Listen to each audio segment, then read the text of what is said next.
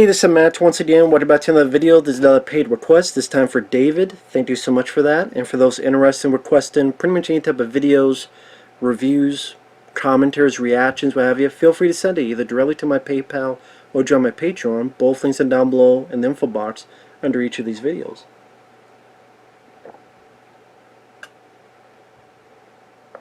Sorry about that.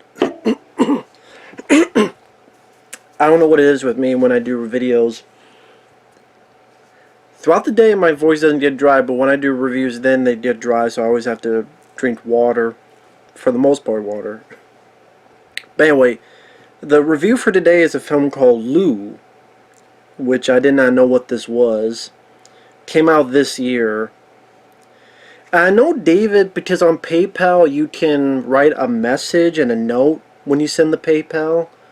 And in the message he said, I'm 45 minutes in, I think this is a top 10 movie, hope you enjoy, Matt. Now granted, I mean, he said he only saw the first 45 minutes, but I don't know if his opinion would be the same after watching the next 45, 50 minutes. I wasn't really a fan of this movie. I don't know if this would be a rant, because it didn't make me angry, it didn't. But I wasn't really a fan. I didn't mind the look of the film. It takes place in the middle of the woods. I forget where the location is, but there's a lot of trees. The scenery, it's murky, it's dark, it's cloudy. There's a storm brewing, it's raining. Pretty much most of the movie is raining. So I don't mind the look of the film. I didn't mind the lead actress, well, she's been in some stuff. Allison Janney. I think she was the boss of Melissa McCarthy in Spy. She's been in other stuff too. She did a decent job. More than a decent job. I think for her and her character, deserved a better movie and deserved a better script. I really do. First off, don't get the director of Underworld Blood Wars. I don't give a shit what else she's done. Shit cinematographer, whatever. Shitomatographer. Underworld Blood Wars. That's not really a high-class movie. And it's from Bad Robot Productions, so J.J. Abrams produced this. So, another loser from Jar Jar Abrams. But he only produced it.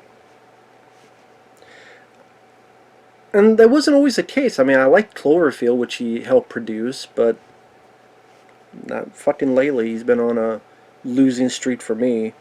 Star Trek, Star Wars, all sorts of shit. But anyway, like I'm repeating yet again, the director of Underworld Blood Wars, which was like Underworld 5, give or take. The gist of the movie is Allison Janney plays this person named Lou. It takes place in the 1980s. You know this because Ronald Reagan's on TV. One of the early songs is Bon Jovi's Wanted, Dead or Alive. Wanted, Dead or Alive. Which is cool because I like that song. I like Bon Jovi. She has this dog named Jax. And not the one from Mortal Kombat, not that Jax. This is a dog named Jax. She hunts deer. And her neighbors is this woman, single mom, and her kid named V. And Lou seems like a very nasty person. She's very strict. You know, at this time you give me my money for the rent for this place. You put it on the table. It seems like she has a good habit of sitting down ready to kill herself with a rifle to her face. Matt Craven, who I remember, he was in the original Jacob's Ladder, he's been in a lot of other stuff. He plays a very nice sheriff.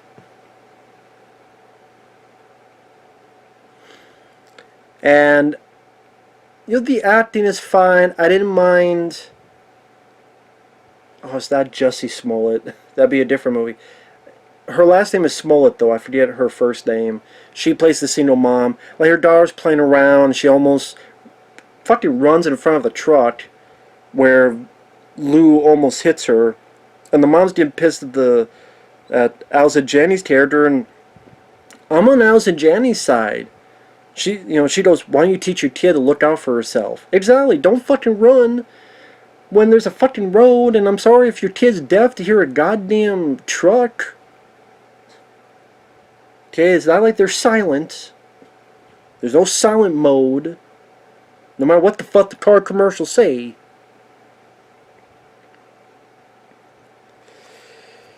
So while that's being set up, one leads to another, and the single mom had this husband who they thought was dead, who's a Green Beret, and he's not dead. He faked his death.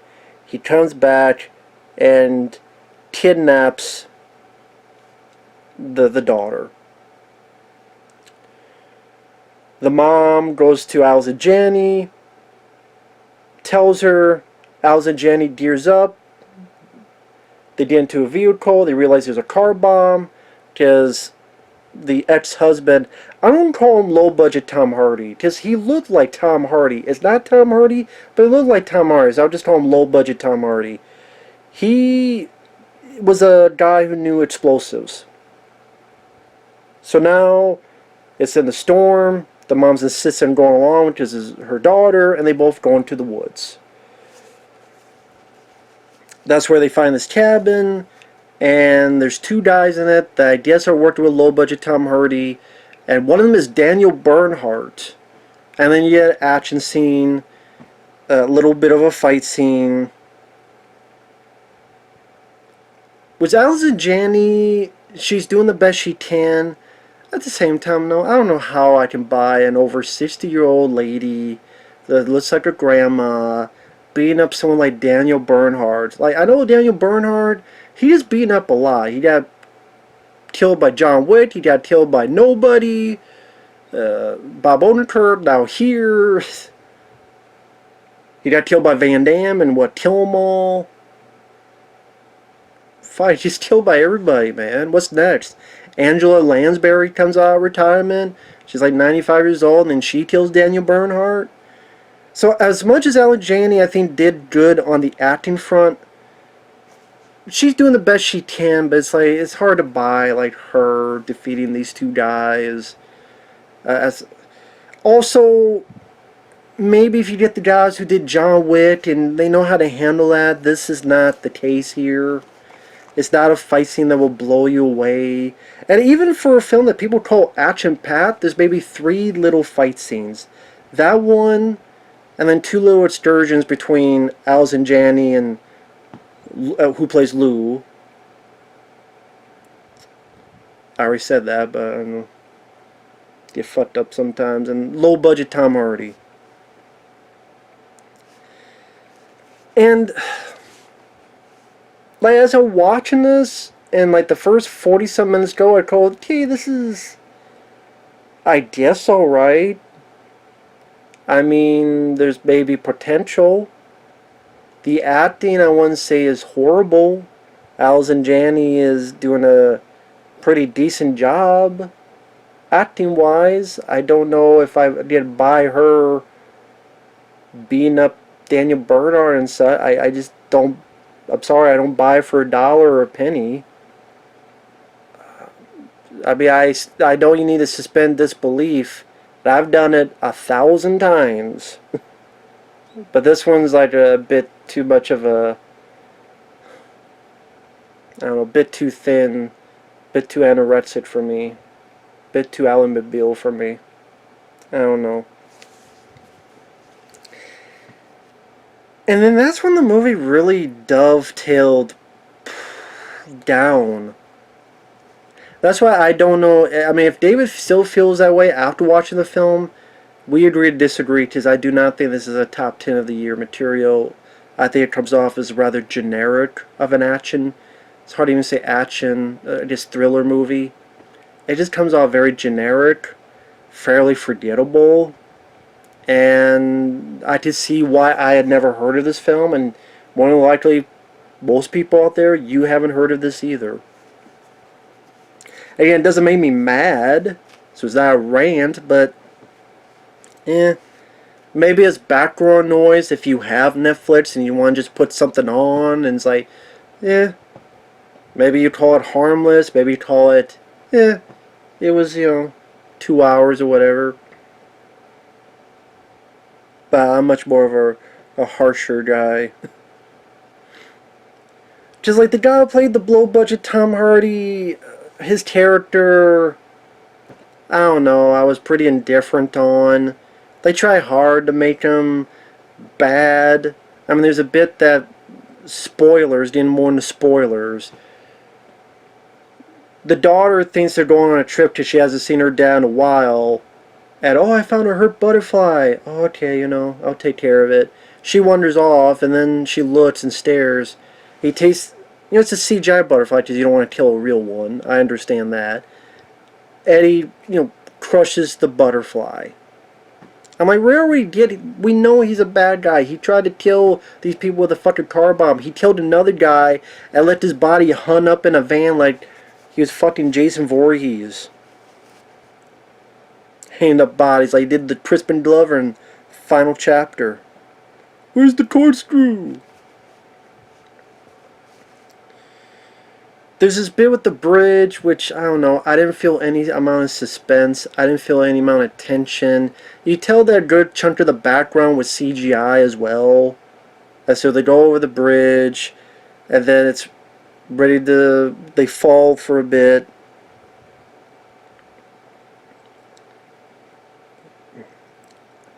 At one point, they decide to split up, or at least Allison Janney realizes this girl's slowing her down, so fine, take this walkie-talkie, go over there, get the sheriff, I'll meet back here. But she gears up, goes to find low-budget Tom Hardy, and that's where you find out, I think the character's name is Philip.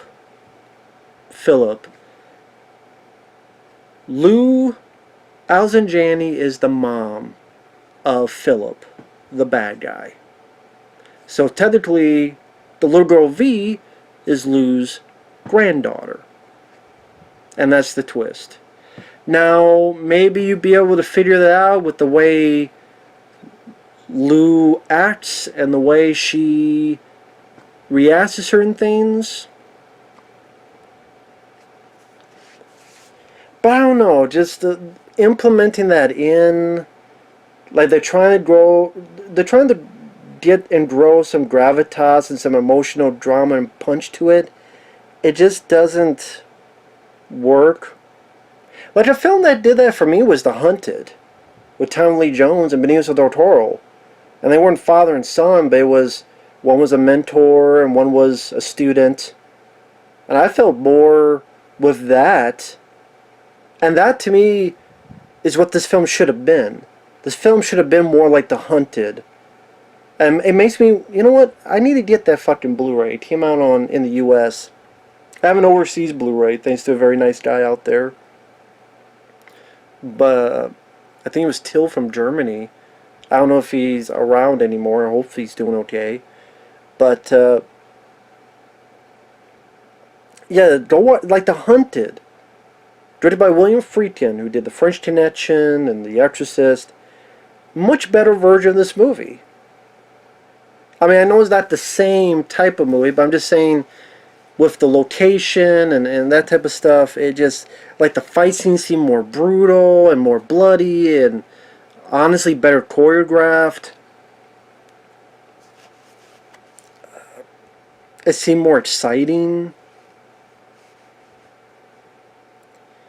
Pretty much, Philip is talking about how you chose the CIA over your kid. And I was taken to Iran because he found out Lou was undercover with the CIA and had to get with this bad guy. And they had a kid. And then the kid was taken. And then she couldn't do anything because they all would be dead. And she knows she wasn't much of a mother. And then because of his experience, he went crazy. Even though he joined the military as well. And now that, his wife and kid left him, he's even more crazy, and he has this big plan of taking them all to his lighthouse and blowing it up because something about if I kill my daughter, who's your granddaughter, there'll be no more evil. It will. Whatever fucking crazy. Something about it'll break the family tree and no other. Whatever. I'm like, okay. It's a crazy person. I mean, I'm supposed to understand what a crazy person is thinking, whatever. And they get a little fight in a cave, and she gets hit on the shoulder. The other lady comes after calling the sheriff, finds out the truth. She goes to try to find Philip to the lighthouse. If you want to say a fourth fight, because it's not really a fight. She just shoots him a couple times, and he grabs her, and then she stabs him in the hand and gets out there. Lou gets the two, they get out.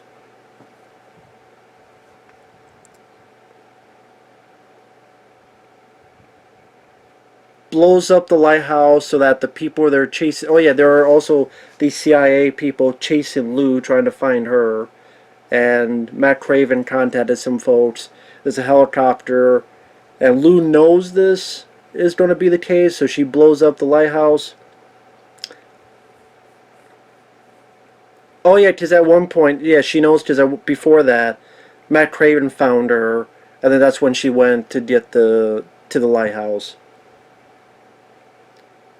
Why she didn't tell anybody, including Matt Craven, where she was going, I don't know, but I guess, like, follow me, or I think I know where they need to go, or something. I don't know. Just they didn't want, whatever.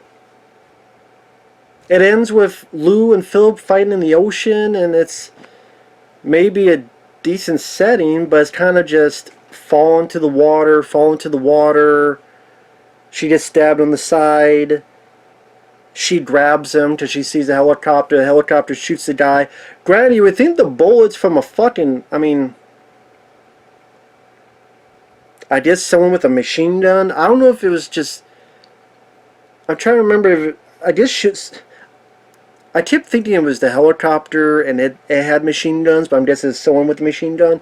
Thankfully, none of those bullets went through that guy's body into her. Because they both fall into it. He's dead. They think she's dead. The mom and the daughter, they adopted the dog Jax. And come to find out that Lou is still alive and she's watching to still protect them. And again, it just lacks some type of punch. It lacks some type of emotional wallop. It just lacks some type of satisfying... Like the whole twisting I didn't care for, and if they brought it up, they didn't really delve too much into it. It's kind of glimpsing the surface of it, and I don't know how to word it. It wasn't that exciting. It wasn't that action-packed. It was kind of boring. The few upon few fight scenes, it was a bit hard to believe. No disrespect to Allison Janney, but it's a bit tough to believe her doing, keeping up with these folks. And even the fight scenes, there's nothing to run home about. When, even this year, I mean, you look at Carter, you look at Day Shift, you look at Bullet Train even. You look at these movies, and I know it's not fair to say because they have bigger budgets. You look at The Gray Man. Even before it was like Extraction, even Bright. Like I look at other Netflix, because I think this is a Netflix film. There's so many films that offer more fight scenes, better fight scenes. So if you're going for fight scenes, you only get barely 3, and they're all minuscule. I mean, people compare this to Taken. I'm like, Taken kissed the shit out of this movie. I mean, Taken 2 and 3 suck because of how disappointing they are compared to the first Taken. Now, maybe this film isn't as bad as those sequels, because those are directed by a dumb fuck called Olivier Megaton. But it's much ado about nothing. Like I say, it comes off as rather generic and rather filler. Netflix filler. We need to fill a time slot. Well, there's no time slots. We need to fill something up for Netflix. Some people like this Allison Janney. She's been in other high-profile stuff. Okay, do this.